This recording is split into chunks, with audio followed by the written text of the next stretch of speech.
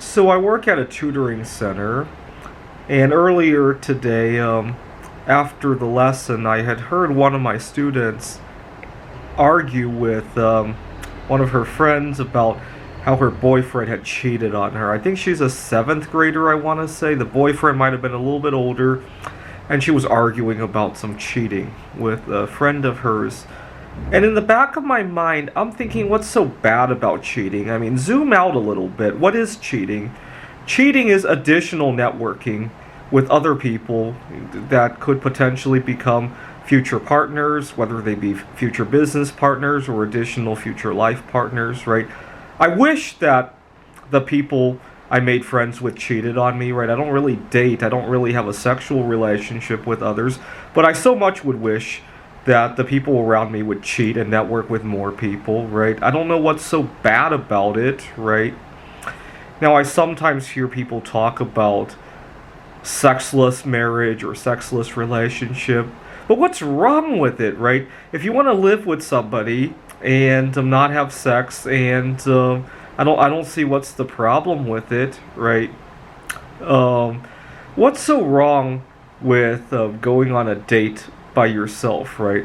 And many years ago, if I were to go out on a Valentine's Day or even a busy holiday, I would get treated as second class, right? A lot of times, people would want to turn my table fast. I was out on Valentine's Day 2011, if I remember correctly. That was the first Valentine's Day that I identified as solosexual.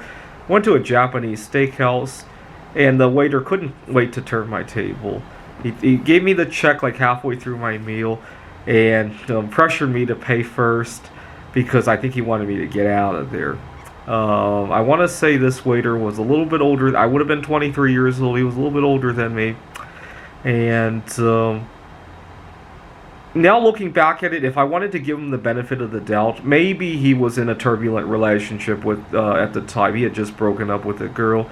And seeing me going there by myself kind of maybe hit a sore part of his life. That's the only explanation I could come up with, now thinking back at it. Now, okay, today if I go out as a solosexual on Valentine's Day, it might be more acceptable, but you know what I'm still missing out on? Why can't there be a multiple date where some of the number of people there are solosexual, right? Imagine a 3-person double date or a 5-person date. Well, why does everybody have to be paired up with somebody, right? That's one thing I can never understand. Now, at the workplace, I talk about discrimination against people who are single or solosexual, especially people who don't have children. Now, it dawned on me, given that I work at a tutoring center, I see a lot of kids who come from dysfunctional families. It's unfortunate. It's everywhere. It's probably less common at the tutoring center where I work compared to in the general public.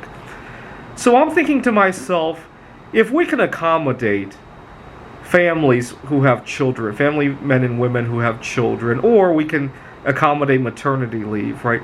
Why don't we accommodate people who are just starting out to meet the right people to have children so that they can have children in more functional families, right?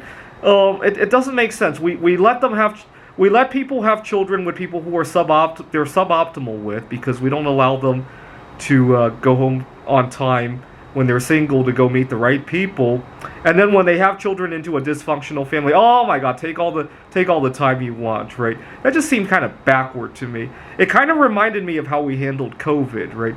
We were saving a bunch of people who were in their 70s and 80s, and putting people who were in their 20s and 30s out of work, and it dawned on me that before the Industrial Revolution, life expectancy was only 40 years old. So we're turning off the engine that allows people to live past 40 in order to save some people who were in their 70s and 80s, right?